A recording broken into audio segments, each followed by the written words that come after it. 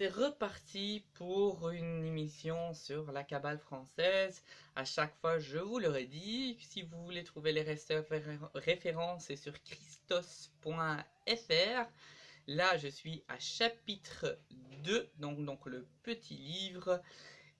Et là, on va parler de plusieurs choses. Donc, chapitre 2, et c'est la première partie du chapitre 2. Donc, si vous l'ouvrez, c'est parti. Le sceau de Kael, la signature géométrique de Kael, la signature géométrique de Lucifer et l'étoile du matin.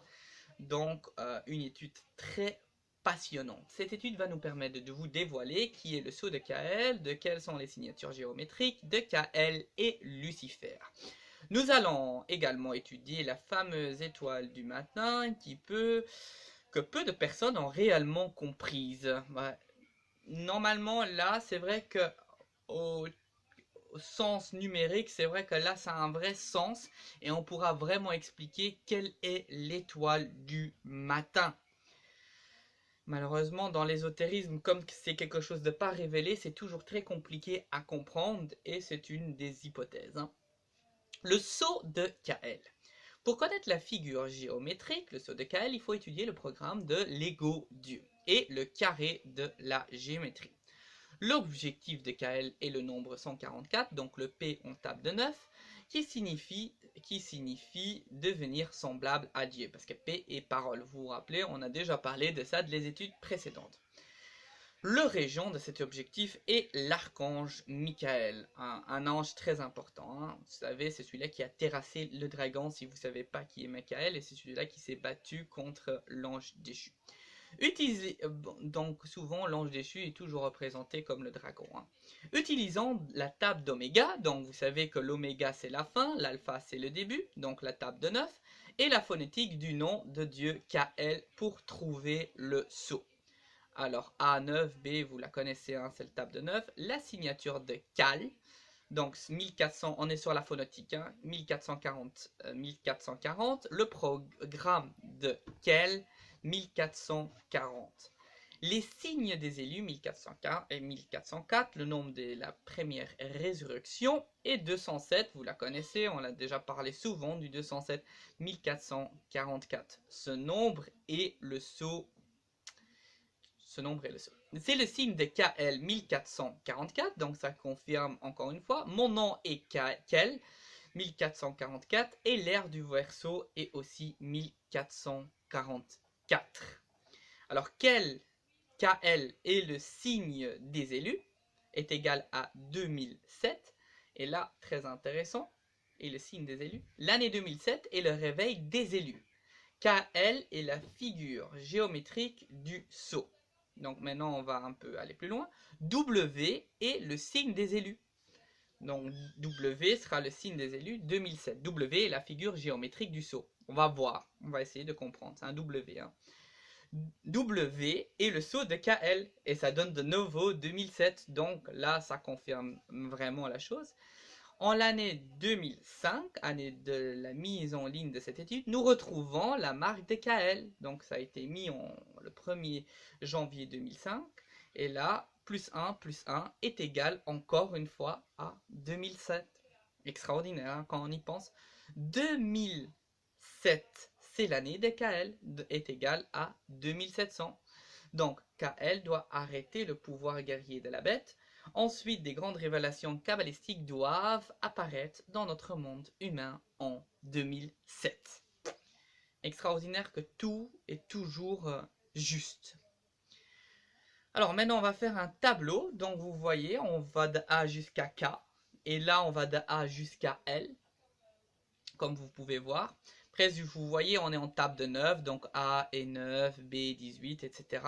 K est donc 99. Et après, on fait 99, on écrit le KL à chaque fois. Donc, on fait A. On descend avec un 9 qui fait, donc vous faites A, puis vous recommencez à 9. Puis vous faites le AL, donc A, B, C, D, E, jusqu'à là en plein milieu. Vous faites 9, 18, vous voyez, et ça fait en fait un W. Voilà, c'est pas très compliqué, hein. Donc d'un côté vous avez de A jusqu'à K, de l'autre côté vous avez de A jusqu'à L. Quand vous prenez tous les trucs, ça fait K, A, L, hein. Donc le nom de Dieu et le sceau de Dieu aussi, hein. Si nous additionnons les 29 nombres du tableau, les 29 nombres nous obtenons le nombre 1440, le programme de Michael. Les nombres coloriés en vert sont les points d'impact du W. Ça, on peut le voir, hein. Donc, vous voyez un 9, encore un 9. Après, vous voyez le 45 et le 9. Et vous voyez le A en plein milieu et vous voyez que ça fait un W. Pas très compliqué à faire en plus, hein. Alors là, si vous prenez toutes les lignes vertes, vous avez 9 plus 9 plus 45 plus 9, ça fait 72. Hein, vous êtes dans le chiffre des demi-décadents, vous êtes dans le chiffre des génies de l'air, vous êtes dans un chiffre très symbolique qui est le 9 fois 8, hein, donc très important. Le lettre A en violet, donc qui est l'ego, qui doit travailler en chemin, descend des 70 programmes de IA. Et en chemin ascendant les 72 programmes de EL, ce qui constitue le programme de l'ego Dieu. Donc en fait, on descend, on remonte, on descend, et normalement, tout à fait au bout, on remonte tout à fait en haut. C'est extraordinaire, hein. Alors, la première flèche à gauche représente la chute de l'ego, donc on descend dans l'ego vers la matière zodiacale. Le V inversé est le biorhythme de l'ego, 72 chemins de rigueur et 72 chemins de miséricorde. Et comme par hasard, Jésus avait 72 disciples et les compagnons de 7 étaient 72. Et sur la terre Eiffel, vous avez 72 noms, tous des personnages très emblématiques, donc pour changer d'air. La flèche de droite est l'élévation de l'ego vers la source primordiale. Je n'ai jamais fait une vidéo sur la source primordiale, mais j'y reviendrai une fois dans une autre vidéo. Nous pouvons observer que l'élévation est supérieure à la chute. Tout à fait, hein, quand vous voyez de A jusqu'à 9, et vous voyez que vous allez plus monter que descendre, hein. Pas pour tout le monde, bien sûr, hein. Les deux colonnes du nouveau nom de Dieu sont K et L. Ça, on l'a vu, c'est les deux extrémités. Si nous additions les 23 nombres, KL est égal à 23, on tape de 1 comme par hasard, nous obtenons le nombre 1296. C'est la valeur de l'architecte maçon à Bif. On en parlera plus tard. Et implicitement, son programme 144 fois 9 est égal à 1296. Alors 1296 et 144 est le P qu'on a vu au tout début qui est la parole. Confirmation avec la table de 9. Le W est égal à, donc dans la table de 9, le W est égal à 880. 2 est égal à le sceau de KL. Pour valider de nouveau que le W est bien le sceau de KL, nous allons faire la symétrie miroir de l'expression. Donc, qu'est-ce qu'on va faire? On va refaire la symétrie miroir. On a fait ça dans les choses précédentes. Le sceau de KL, le sceau de KL, le sceau de KL, vous les mettez de A jusqu'à Z, les 26 lettres, et puis chaque lettre a une numérotation. On est en table de 9, donc chaque chose est remontée et multipliée fois 9. C'est le WV. Alors là, extraordinaire, le W, qu'est-ce qu'on tombe? On tombe sur 666. Et ça, on a vu dans aussi l'étude précédente, le W est bien le sceau de KL, c'est la vérité. Alors, la signature géométrique de KL, là, vous allez donc de nouveau faire le même tableau. Vous avez A jusqu'à K, vous allez de A jusqu'à L. Et donc, du coup, c'est normal que celui-là de L est plus long que celui-là de K. Et donc, du coup, qu'est-ce qu'on fait? On prend le K jusqu'à A, jusqu'à E, jusqu'à L. Donc, ça fait une forme, comme vous voyez, dans une certaine géométrie. Si nous observons la signature, on s'apercevra que le chiffre 4 est tracé. Cela signifie que le programme de KL se déroule en 4 temps, c'est-à-dire en 4 jours. K est 108, A est 9, E est 45 et L est 108. Alors, quand on prend le total, ça fait 261. On a 4 jours, parce qu'on est dans 4 temps, ça fait x 4, c'est 1044. 1044 signifie que KL organise et gère le programme de Lego Dieu en 4 temps. Alors, l'intersection du chiffre 4 se situe sur la colonne horizontale des deux lettres G et H. Donc, on va regarder les G et H. On regarde G, on voit qu'il y a une intersection d'un côté qui est 63, et si on regarde de l'autre côté, c'est 72. Donc K utilise la géométrie, 63, et le pouvoir, 72. Pour créer, donc il faut les mettre ensemble, ça fait 63 plus 72 est égal à 135. Les cycles en 4 temps, KL, et le maître des cycles. Les 4 temps sont les cycles infernaux, le 5e jour et le 6e jour sont les cycles supérieurs. A noter que lorsque nous faisons un signe de croix, nous faisons un 4. Tout à fait. Oui. Ce qui nous relie à KL. Parce que KL aussi 4 lettres, 4 évangiles, le carré, etc., etc. Pour confirmer que la signature géométrique de KL est bien le 4, nous allons faire la symétrie miroir de la signature géométrique de KL. Donc, on écrit la signature géométrique de KL. Bah, c'est une symétrie parfaite en plus. Hein. Tout rentre dedans, c'est carrément une symétrie parfaite. Alors, le chiffre 4 est égal à 1998, donc ça c'est extraordinaire, 660 fois 3, donc les 4 évangélistes sont le 666. C'est la confirmation que le chiffre 4 est bien la signature géométrique de KL. C'est la vérité. Donc dans la signature géométrique de KL. Extraordinaire. Hein? Alors là, on va continuer. On va faire la prochaine. La signature géométrique de Lucifer. Lucifer, l'étoile tombée. Lucifer, le porteur de lumière, c'est l'étoile qui a chuté. Lucifer, ange rebelle, qui veut se comporter comme le vrai Dieu. C'est l'étoile inversée à tête d'âne, que vous connaissez tous. C'est le diable, la bête, qui est semblable au vrai Dieu. Mais il n'est que son ombre. Lucifer est le démon qui nous impose les cycles infernaux, les 4 temps. La figure géométrique est d'une grande évidence, l'étoile chute dans la matière zodiacale, les 4 éléments. Implicitement, le nom de Lucifer qui signifie l'étoile du matin, et KL, le vrai Dieu qui agit en bas vers la terre. C'est pour cela que Jésus et Lucifer ont le même nombre avec le table de 9. Ce sont les deux étoiles, l'une divine et l'autre diabolique. Donc ils vont complètement ensemble.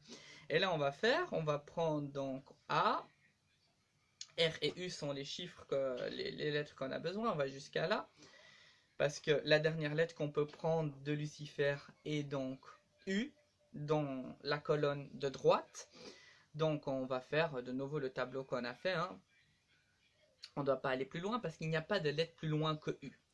Donc on prend le L, on va jusqu'à U, on fait C, on fait I, on fait voilà, hein, vous faites les pointes et vous suivez la chose. Nous observons une étoile qui chute dans la matière, hein, tout à fait. Hein. Vous voyez que ça va vers le bas. Hein.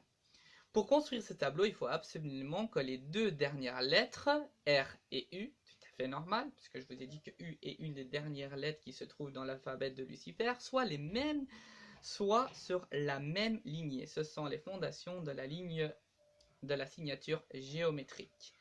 18 et R plus 21 et U est égal à 39, comme par hasard, et 39 et Dieu dans la table de 1. Donc on voit que Lucifer a un lien avec Dieu, hein, ce qui est tout à fait normal. Hein. Avec la table de 9, 39 est égal à 270, Lucifer se comporte sur terre comme le vrai Dieu et nous impose les cycles infernaux de 2 fois 135. Vous vous rappelez, on a vu 135 un tout petit peu plus haut. Alors, l'étoile du matin, notre démarche est essentiellement d'approfondir les écritures de Saint Jean l'apôtre. L'aspect fondamental est de mettre en lumière ce terme, l'étoile du matin. Nous invitons le lecteur à rentrer dans le temple de la connaissance, la quête du Graal. Le regard du sage le conduit face à deux colonnes portées par un joyeux, l'étoile. Certains gnostiques et à leur suite des occultistes modernes rejettent la théorie que Lucifer est un ange déchu. entraînant avec lui d'autres anges dont il est la personnification de la gnose qui livre l'homme des chaînes de l'ignorance et lui permet de se libérer de l'esclavage dans laquelle le maintient le créateur de ce monde mauvais. Voilà, c'est quand même, les gnostiques, ils y vont quand même un tout petit peu fort, hein. Ça remet tout en cause et ça expliquerait tout aussi sur la pensée de la Révolution française qui doit être liée avec les gnostiques. Et on peut comprendre toutes les statues qu'on voit à Paris qui ont un symbole Lucifer, parce que ça serait en fait être contre le créateur et vouloir être au-delà du créateur. Ça explique tout sur l'ange déchu, hein. Alors, Lucifer est une étoile tombée. En latin, Lucifer signifie le porteur de lumière. On voit beaucoup des statues, hein, en porteur de lumière, la statue de liberté par exemple. La tradition nous rapporte qu'au cours de sa chute, Lucifer perdit une émeraude qu'il portait à son front, donc le troisième œil là. Ce joyau est appelé lapis excaulis, pierre céleste. Ce joyau est le véritable étoile. Or, si Lucifer fut à l'origine le détenteur de ce joyau, étoile, il est bien évident qu'il ne possède plus depuis qu'il s'est détaché de son front. Ah bah oui, donc il a perdu ses pouvoirs. En tombant de son front, ce joyau est venu alimenter la terre. Donc là, ça pourrait expliquer qu'on passe d'une ère à une heure, donc on peut passer de l'Atlantide, de ce que tout le monde n'avait pas vraiment quelque chose de mauvais en lui, et là, si ce joyau est tombé à ce moment-là, après l'Atlantide, ça expliquerait pourquoi les gens sont un peu plus dans la tendance luciférienne parce que ça devait avoir un certain pouvoir, parce que c'est quand même deux anges qui se sont battus et l'ange déchu, ça devait pas être n'importe qui, hein, s'il s'est rébellé à Dieu et que c'était le meilleur vu par le meilleur de Dieu, comme un peu, c'est un peu la même histoire que Judas, hein. Judas, qui était un des apôtres préférés de Jésus, bah, c'est la même chose que Dieu et l'ange déchu, hein. Lucifer est en réalité le prince de ce monde, dit maman, le tentateur du Christ. Lucifer est la contrepartie de l'archange Gabriel, c'est-à-dire il est l'homme infernal. J'y reviens, hein, sur le truc de Judas, parce que s'il n'y avait pas de Judas, il n'y a pas de christianisme, il n'y a pas de doctrine, il n'y a pas de résurrection. Donc vous voyez que Lucifer est très important. Lucifer n'est pas l'étoile du matin, il a été déchu de son grade et de sa dignité pour cause de rébellion. Il incite l'humanité à la paresse réelle. Son symbole est l'étoile inversée à tête d'âne. L'étoile du matin signifie la lumière qui s'élève symboliquement. C'est le soleil de notre système qui s'élève le matin pour éclairer notre journée. Donc c'est pas l'ange déchu, hein. L'étoile du matin c'est quelque chose de complètement différent, hein. Ce serait plutôt, on pourrait plutôt faire un lien avec Vénus. Ce serait une pointe de toute façon. Si on prend un pentagramme, ce serait une pointe vers le haut. Comme nous l'avons indiqué, le joyau est venu alimenter la terre, ce qui a provoqué le mélange du bien et du mal. Ce qu'on a vu avec l'ange déchu qui a perdu son émeraude. Le diable qui a profité de cette aubaine est Baal. Je vous ai expliqué pourquoi Baal est si détesté par... voilà, je vous ai expliqué, hein, le pourquoi. En tout cas, c'est quelque chose de très important sur la déportation des Juifs des Babyloniens. Lucifer est l'homme du diable, Gabriel est l'homme de Dieu. Donc il faut vénérer Gabriel et pas Lucifer. Au cours de sa chute, Lucifer apporte une qualité à la création matérielle. Très important, hein, donc Lucifer apporte une qualité à la création matérielle, pas spirituelle. Il perfectionna la matière zodiacale au niveau du système cérébro-spinal et de l'esthétique plastique du corps humain. Donc s'il n'y avait pas de Lucifer, il n'y a pas d'humanité. Son amour de la matière l'a rendu aux yeux de Dieu un ennemi à l'évolution spirituelle de l'humanité. Il fixe la matière et l'empêche de franchir les sphères supérieures. C'est pour cette raison que Lucifer a été enchaîné pour que l'humanité en période de Verseau puisse découvrir les relents spirituels qui lui permettra de transfigurer son corps physique. Donc là, on est dans une époque complètement luciférienne, hein. On voit, on est dans la matière, mais on sent aussi une certaine tendance que les gens, ça leur saoule et qu'ils se sentent pas à l'aise avec ce genre de choses, hein. Alors doit s'élever cette étoile si belle et si puissante qui détient le pouvoir de la connaissance et de la résurrection entre les deux colonnes pour transfigurer la matière zodiacale. Elle est la force de vie, elle est en perpétuel mouvement afin de nourrir de sa lumière. On y reviendra. Chaque colonne est un diamant, chacune est une part de son chemin qui nous conduit à la vie pour nous aider à franchir le sol d'une ère nouvelle. Tendre la main vers l'étoile, c'est éveiller le souvenir de la connaissance originelle qui dort au plus profond de nous. Alors, l'étoile du matin, c'est le livre de vie, notre joyeux Apocalypse chapitre 2, 25. Tenez ferme ce que vous avez jusqu'à ce que je vienne.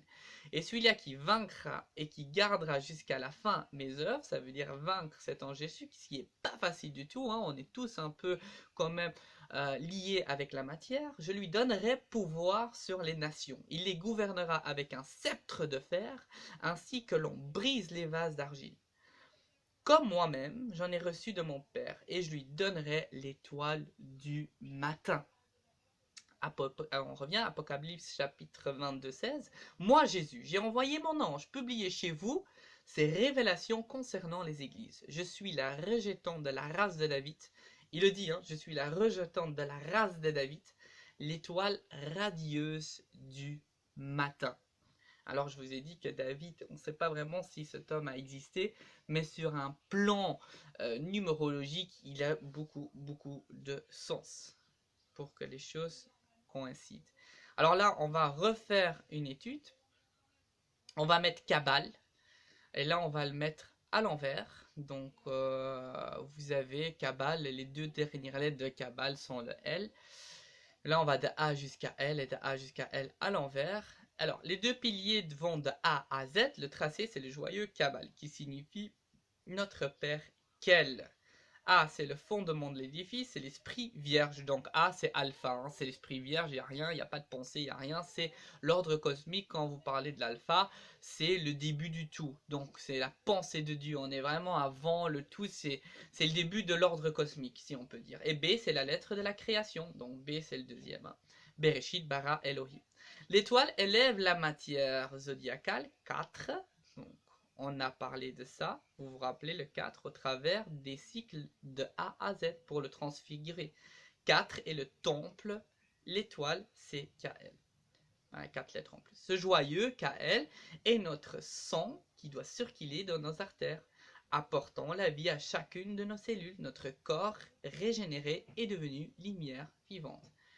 Laissons pénétrer l'étoile dans notre temple, cette Eucharistie vibratoire en communion avec l'intelligence de amour et de puissance de la Kabbale. Voilà, c'était la première de chapitre 2. Et la prochaine sera la deuxième partie. J'espère que vous avez adhéré. Et à la prochaine vidéo sur la Kabbale française.